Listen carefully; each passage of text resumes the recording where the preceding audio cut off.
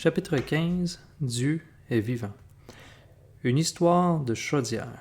Novembre 1857. Vers la fin du mois, j'ai appris qu'il y avait une fuite à la chaudière de notre appareil de chauffage, que la chose était grave et demandait des réparations immédiates.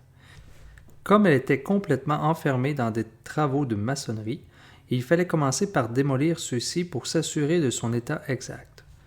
Depuis 8 ans que l'appareil fonctionne. Rien de semblable ne s'était produit. J'étais très ennuyé et je pensais particulièrement aux petits-enfants. Que faire pour qu'ils n'aient pas à souffrir du froid? Remplacer la chaudière demanderait probablement plusieurs semaines. Quant à la réparer, était-ce possible? De toute façon, il fallait, pour s'en rendre compte, abattre la maçonnerie, ce qui prendrait, semble-t-il, plusieurs jours. Pendant ce temps, comment chauffer nos 300 enfants? Je pensais à des poêles à gaz, mais notre installation était, paraît-il, insuffisante et ne pouvait fournir le chauffage en même temps que l'éclairage. J'aurais volontiers donné 100 pounds pour cette installation ou tout autre arrangement, afin que les enfants n'aient pas froid. Ne voyant aucune solution, j'ai décidé de remettre toute l'affaire entre les mains de Dieu, qui est toujours miséricordieux et compatissant, et de faire ouvrir la chambre de maçonnerie. Le jour fut fixé pour les réparations. Il fallait naturellement laisser le feu s'éteindre. Eh bien, voici ce qui se passa. Nous avions fixé le jour des réparations à la semaine suivante, le mercredi. Or, dès le jeudi, ou le vendredi, un vent du nord glacial se mit à souffler. C'étaient les premiers grands froids de l'hiver qui nous arrivaient avec le commencement de décembre. Impossible de remettre à plus tard les réparations. Je demandai alors 2 choses au Seigneur. Qu'il veuille bien changer la direction du vent et le faire souffler du sud, qu'il mette au cœur des ouvriers de travailler avec ardeur. Je me souvenais du travail accompli en 52 jours, au temps de Néhémie, parce que le peuple avait pris à cœur le travail. Le jour approchait. Le mardi soir, le vent du nord soufflait toujours. Mais, le mercredi, le vent du sud s'établit comme je l'avais demandé à Dieu. Le temps était si doux que le chauffage était inutile. Le mur de briques enlevé, on découvrit rapidement l'endroit à réparer et les ouvriers se mirent à travailler avec ardeur. Vers 8h30 du soir, alors que je retournais chez moi, on m'avertit, près de la loge du portier, qu'un des directeurs est arrivé pour se rendre compte du travail qu'il y avait à faire. Je me rendis aussitôt dans le sous-sol pour le rencontrer ainsi que les ouvriers. Il me dit que les hommes seraient de nouveau là le lendemain de bonne heure. Nous étions près des ouvriers, ceux-ci avaient entendu la conversation. Alors le contremaître, prenant la parole au nom de tous, dit « Pardon, monsieur, mais nous préférions travailler toute la nuit. » Je me souvins alors de la seconde partie de ma prière. Dieu leur avait vraiment mis à cœur de travailler avec ardeur. Au matin, la réparation était terminée. 30 heures après, la maçonnerie était refaite. Tout le temps que durèrent les travaux, le vent du sud continua de souffler, comme nous l'avions demandé à Dieu. Tout alla bien durant 3 mois. Au commencement des février, nouveau dommage, nouvelle fuite. Nous recourûmes à la prière et les réparations furent faites très rapidement, en 30 heures à peu près. Au printemps, nous fîmes remplacer la chaudière. Le dieu du vent et de la pluie. En janvier 1865, d'épouvantables tempêtes se déchaînèrent sur la ville de Bristol et sur les environs. Les toits des orphelins furent sérieusement endommagés. En 20 endroits au moins, ils crevèrent. Plusieurs grandes vitres furent brisées. C'était samedi. Impossible d'avoir ni le vitrier, ni le couvreur avant le lundi suivant. Aussi, on supplia le dieu du vent et de la pluie de protéger, en attendant, l'immeuble menacé. Le vent se calma et la pluie diminua jusqu'au milieu de la journée du mercredi, c'est-à-dire jusqu'au moment où les réparations s'achevaient. Toutefois, de fortes averses emportèrent les ardoises de la toiture. Un des trous subsistait encore, et il aurait pu en résulter un grand dommage, mais, en réponse à la prière, la pluie s'arrêta et les travaux purent être repris. En fait, tant que ce dernier trou demeura, il n'y eut aucun mal, car il se trouvait sur le côté sud du bâtiment, tandis que la pluie venait du nord. Réveil dans les orphelinats. En l'année 1866, une vague de réveil atteint l'orphelinat des jeunes filles, comme cela eut lieu l'année précédente pour celui des garçons. Plus de 100 d'entre elles sont troublées au sujet de leur état spirituel et recherchent le salut. M. et Mme Muller et leurs collaborateurs prient Dieu pour que ce réveil gagne en profondeur et en étendue. Une jeune fille de 17 ans, entrée à l'orphelinat à l'âge de 3 ans, était resté dans la plus complète indifférence des choses spirituelles, malgré tout l'amour dont l'entouraient M. et Mme Müller et leurs collaborateurs. On ne cessait de prier pour elle. Sa conversion est le moyen dont Dieu se sert pour amener de nombreux orphelins à changer de vie. Dans une seule maison, 350 enfants sont amenés à rechercher la paix en Jésus et à la saisir par la foi. La conversion et le témoignage d'Emma Bunce, l'orpheline récalcitrante, sont l'occasion du plus grand réveil qui ait éclaté à Ashley-Down. Ce fait comporte bien des enseignements. 1. Le cœur le plus dur peut être brisé par la prière. 2. La connaissance de la Bible, même si elle ne semble porter aucun fruit immédiat, n'est jamais inutile. Dès que la grâce de Dieu a pénétré le cœur et délié la langue, elle devient une source de bénédiction. 3. En général, on s'occupe trop peu de l'instruction religieuse des enfants et on n'accorde pas assez de confiance aux conversions des jeunes. En avançant dans la vie, M. Müller était de plus en plus frappé par les triomphes de la grâce qu'il observait chez de tout jeunes enfants convertis à l'âge de 9 et 10 ans et qui restèrent toujours fidèles à leur foi de leur enfance. R. Pierson. Coup d'œil rétrospectif. En 1865, 31 ans après l'ouverture du premier orphelinat de la rue Wilson, George Müller, jetant un coup d'œil en arrière, remarqua que, par la grâce de Dieu, il est resté fidèle aux principes posés à la base de l'œuvre. Il n'a jamais contracté de dette, jamais recherché d'autre soutien que celui de Dieu, d'autre patronage que celui du Père céleste. Quant à ses collaborateurs, il les a choisis parmi ceux qui honorent Dieu et le servent. Il rappelle que son but primordial est de glorifier Dieu en montrant ce que peuvent accomplir la foi et la prière. Et il peut rendre le témoignage que, jusqu'ici, le Seigneur a secouru. Si pendant 5 ans à peu près, ses collaborateurs et lui ont vu presque quotidiennement leur foi mise à l'épreuve, ils ont aussi été quotidiennement les témoins de la fidélité de Dieu. L'œuvre n'a fait que croître, mais le secours divin a grandi dans la même proportion. Pendant ce temps, ni la mission et les missionnaires, ni l'œuvre de distribution de traités et de la Bible, ni les écoles chrétiennes ne sont oubliées. George Müller veille à attribuer à l'œuvre qui en avait le plus besoin les fonds qu'il reçoit, prélevant au besoin sur ce qu'on destinait à son usage personnel. Il est impossible de mentionner ici l'envoi de missionnaires, de fonds, les nombreuses écoles fondées ou subventionnées, le colportage et la vente de Bibles et de traités religieux. En 1865, lorsqu'il s'occupe de la répartition des sommes dont il dispose pour l'œuvre missionnaire, George Müller se trouve en présence de 122 noms de missionnaires. Pour envoyer à chacun les fonds qu'il leur destine, il lui faut 460 pounds. Or, il lui manque près de 100 pounds. Alors, il demande à Dieu cette somme et reçoit plus qu'il n'a demandé. Mort de Henry Craik, 22 janvier 1866. Ce soir, vers 11h30, mon bien-aimé collègue et ami depuis 36 ans vient d'entrer dans son repos. Il était malade depuis environ 7 mois. Tous deux, nous connaissions le Seigneur depuis plus de 40 ans. Tous deux, nous avions dépassé la soixantaine. Mon bien-aimé frère et ami a maintenant achevé sa course. J'ai l'honneur et le privilège de continuer à travailler pour le Seigneur ici-bas, mais sans lui. Comme dans mes précédentes épreuves et dans toutes mes difficultés, je regarde à Dieu. C'est sur lui que je m'appuie depuis plus de 36 ans. Dieu exauce les prières. 3 avril 1866. L'œuvre a grandi. Elle engloutit journellement de fortes sommes. Le temps des petits commencements est passé. Il faut de grands dons pour faire face aux dépenses. La première distribution postale apporte 26 pounds. George Müller remercie Dieu et lui demande davantage. À 11 heures, deuxième distribution, 10 pounds. Merci Seigneur, donne-nous encore plus aujourd'hui. À 14 heures, 14 pounds. À 15 heures, 20 pounds. Peu après, on apporte 6 pounds. Ce jour-là, écrit Müller, je demandais encore davantage et je reçus encore 5 pounds. À 19 heures, on lui remet 16 pounds. Après avoir rendu grâce à Dieu, il dit à sa femme, « Même à cette heure, Dieu peut nous envoyer encore plus que ce qu'il en a fait parvenir durant cette journée. » 1 heure plus tard, arrive une petite boîte contenant des billets d'un montant total de 100 pounds, accompagnée d'un papier contenant simplement la référence Matthieu 6,3. Ainsi, en une journée, en réponse à la prière persévérante, George Müller reçut près de 200 pounds. Un jour de décembre, George Müller calcule qu'il lui faudrait 11 pounds pour faire face aux besoins des 24 heures suivantes. Le soir même, il reçoit 1 pound d'un ami. Alors, il plaide avec Dieu pour recevoir les 10 pounds restantes. Ce même jour, à Liverpool, un homme d'affaires se rappelle subitement qu'il a mis quelque part un billet de 10 pounds pour les orphelinats de Bristol. « Où ai-je bien pu mettre ce billet ?» se demande-t-il. Mais il y a tant de choses urgentes qui attendent. Je le retrouverai bien un jour.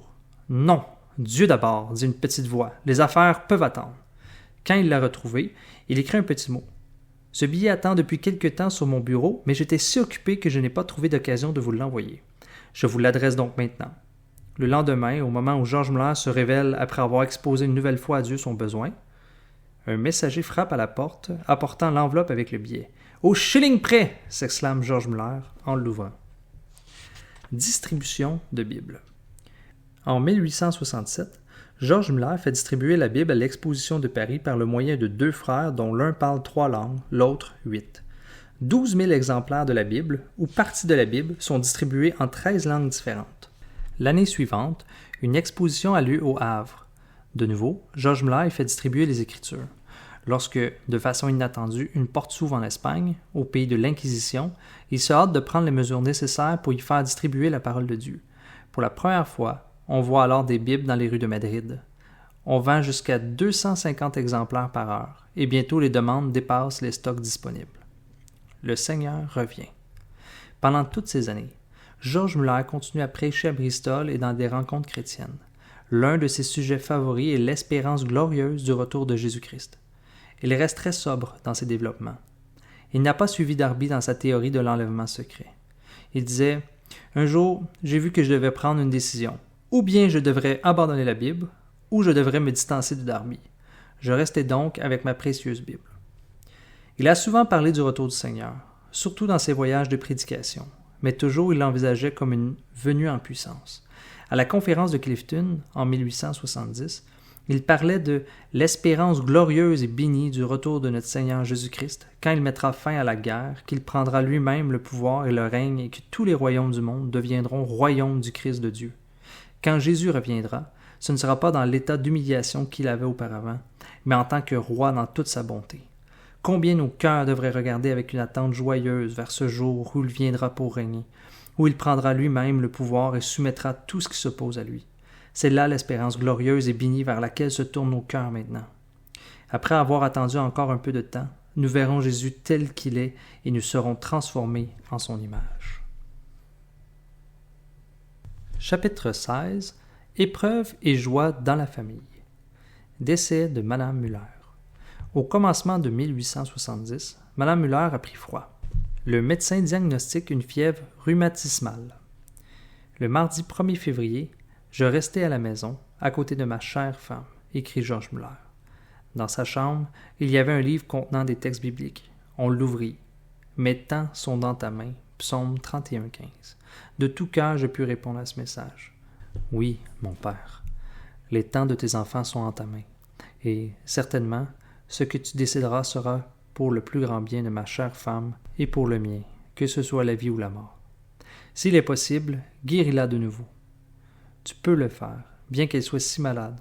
Mais quoi que tu décides, ô Père, soutiens-moi, afin que je trouve toujours ta volonté bonne et parfaite.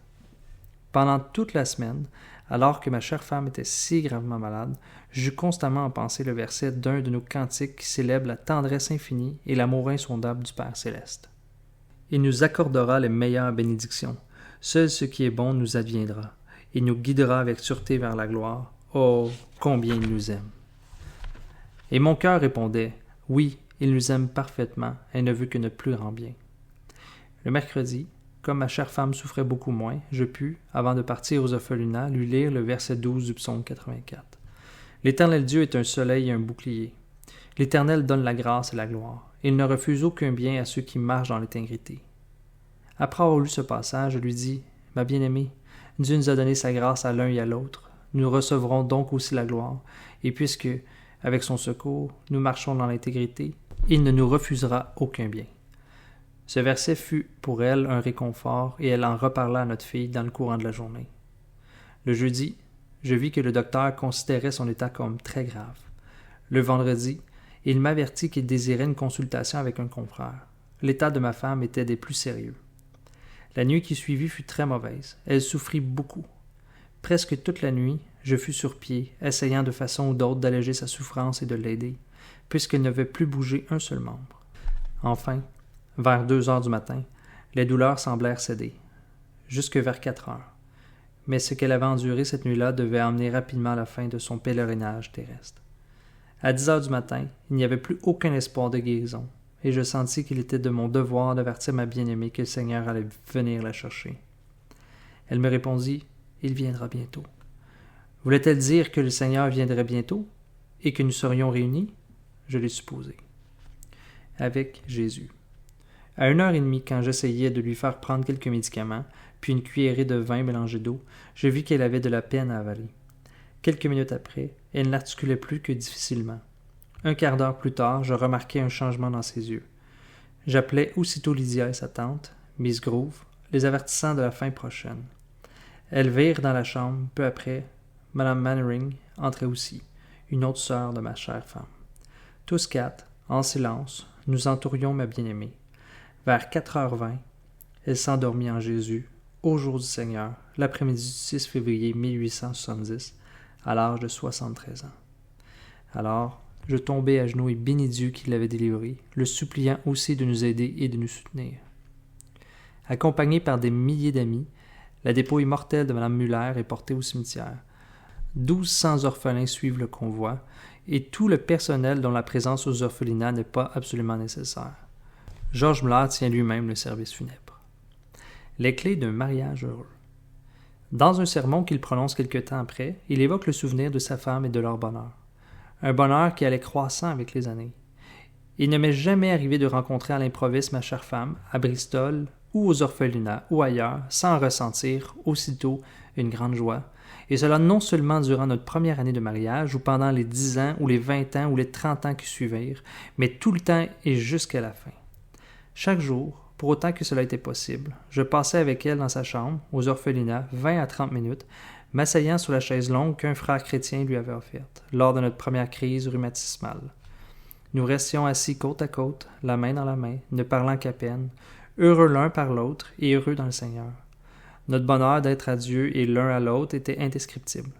Il m'est souvent arrivé de dire à ma bien-aimée, « Crois-tu, ma chérie, qu'il puisse y avoir à Bristol ou ailleurs dans le monde une union plus heureuse que la nôtre? » Quelles furent les raisons de ce bonheur?